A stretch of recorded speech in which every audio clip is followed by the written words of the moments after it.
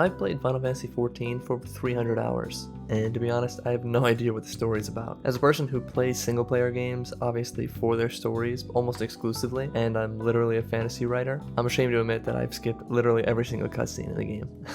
Or at least all the ones that would allow me to. Of course, there's like bullshit Gaius speech at the end of A Realm Reborn that is literally never ending. Please remove that feature. I still just like to preface that because I'm super broke and I work at Starbucks and I can't afford a resub, so hopefully soon I can. Sorry. The first time I played through ARR, I actually played through completely solo. I played as a tank because it looked cool, I guess, in my head, and I basically was off to the races. Not only was I solo, but it was also my first ever MMO experience. The first time I've ever booted or even thought about playing a game like this. And what actually drew me to it, ironically enough, is because of how people raved about the story. I think Shadowbringers was coming out just at that time, and also so like the Samurai class was coming out, and I thought that looked sick, so it was something to strive for. I was early in high school, and had basically nothing but time, so I could just sink my teeth into this game. It wasn't like now where I have to work like 40-ish hours to basically get by and pay rent and stuff like that. I had nothing to do but basically grind.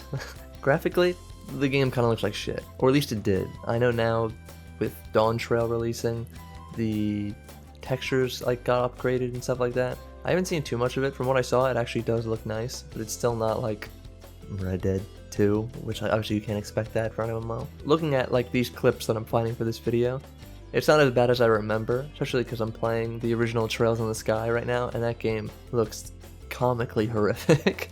But that's besides the point. Graphics don't make a game good, or make a player's experience good. They're certainly a benefit, and they don't hurt when you can have good graphics, but I think AAA games have proved time and time again that graphics don't actually mean everything, if anything. But to be honest, one aspect of the game that wasn't just the gameplay itself that absolutely astonished me was just the soundtrack. The soundtrack of Final Fantasy XIV, I really believe, is what brought the world of Eorzea to life for me personally. The soundtrack is so good that I actually have a playlist on Spotify that I listen to when I go to sleep sometimes, full of just video game soundtracks, and an overwhelming majority of it is actually from Final Fantasy XIV. I didn't plan that, and just like going through it last night, I didn't realize how many songs I have saved that are just insane. Though the Chocobo music is catchy to start the game, but on your 300th hour, if you haven't gotten a new mount yet, it's kind of awful.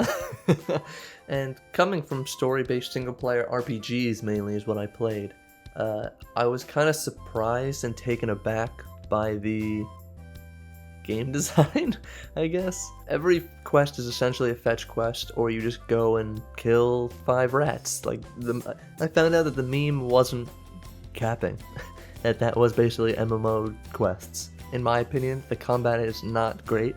I still don't really click with the combat at all. It's not something I actually care about. It's more something I do because it's a part of the game, and I just kind of do it to get done, but I'm not excited to like do combat in the game. But even with that, even though that's like the majority of what you're doing, none of that really matters. I still have a vivid memory of the first time walking into Limsa, and when I restarted in my second character, I actually started in Gridania at first as an archer, and when I first walked into Limsa, it's a crazy feeling, especially as someone who plays video games purely for single player. So you're always alone in these like carefully created worlds. So it was kind of, I thought they were all NPCs at first, and then I realized how spastic they were moving or just goofy they were being.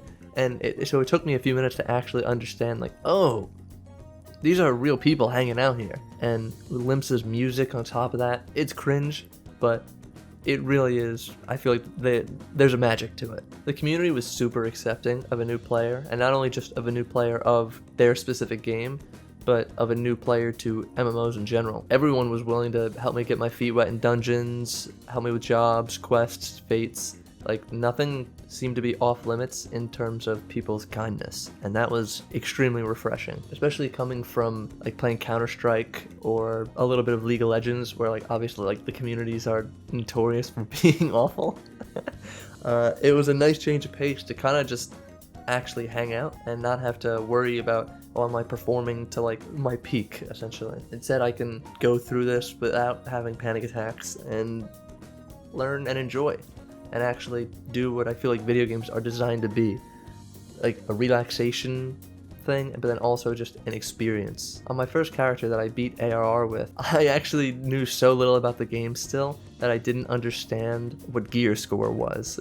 And so I got to a point where some level 50-ish dungeon actually got stuck because as the tank, I just kept dying because my gear score was awful.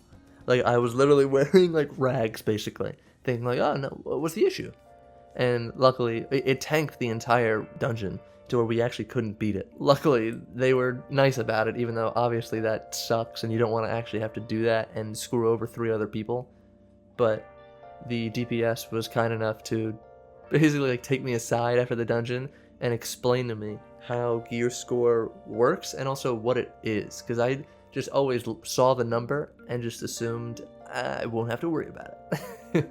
After beating ARR the first time, I left the game untouched for probably a good few years until one of my online friends, we'll call him Fuse, because that's who he mains in Siege. He kind of messaged me out of the blue saying, yo man, I think I'm going to start playing Final Fantasy 14. I remember you said that you liked it. He actually dunked on me originally for playing it, which is kind of funny. And he was like, but if you want to join, you could join.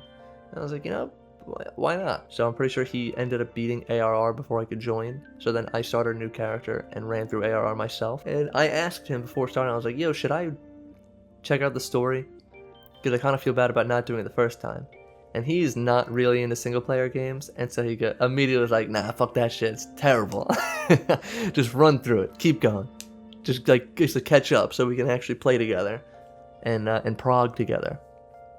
So I was like, all right. You make a convincing case. And so I skipped through the entirety of ARR, significantly saving time. It saved a lot of time.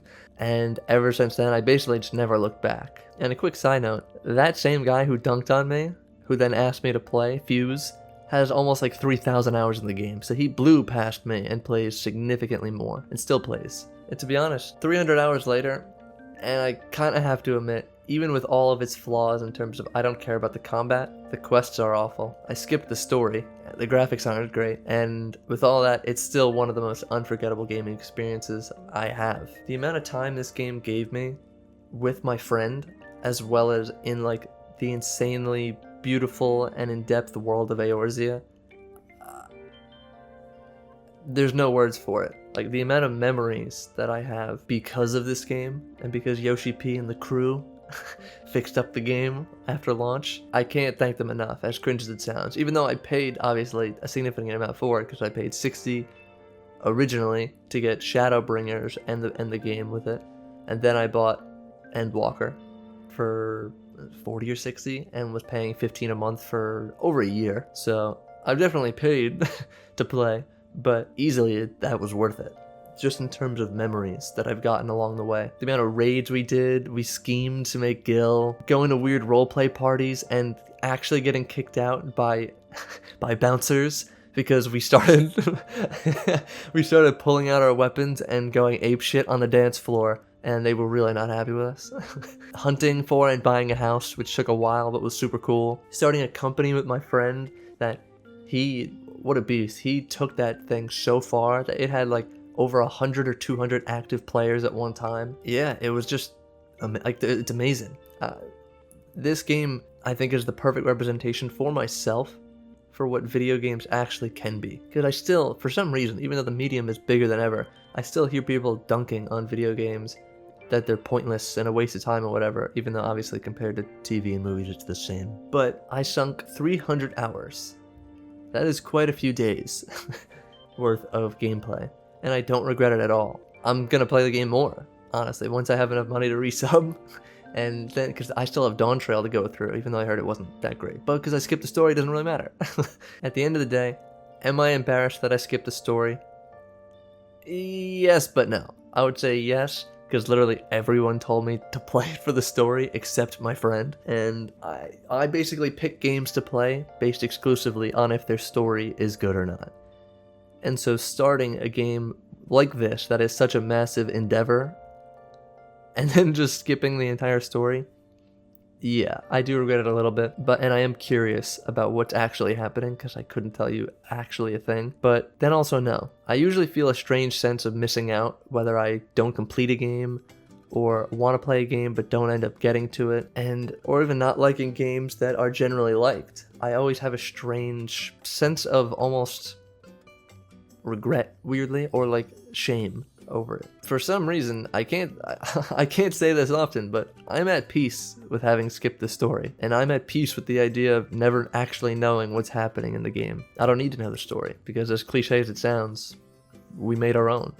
Yoshi P and the Square writing team story might have been amazing. I mean, it clearly was, at least in a general sense.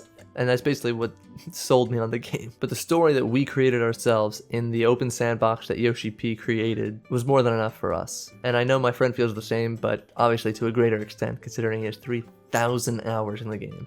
That is absurd. Yeah, I don't know. Even though I know story skippers are slightly looked down upon in the community, I know others feel identically to me. The story isn't what makes the game good. Is it a massive bonus? And probably a massive pull to the majority of players? 100%. And more power to them. I hope people continue to love the story. And I hope that the story starts to get on its feet again after some of the things I've heard about Dawn Trail. But for once in my life, I'm content with my choice in how I play this video game. Final Fantasy 14 kind of goes hard.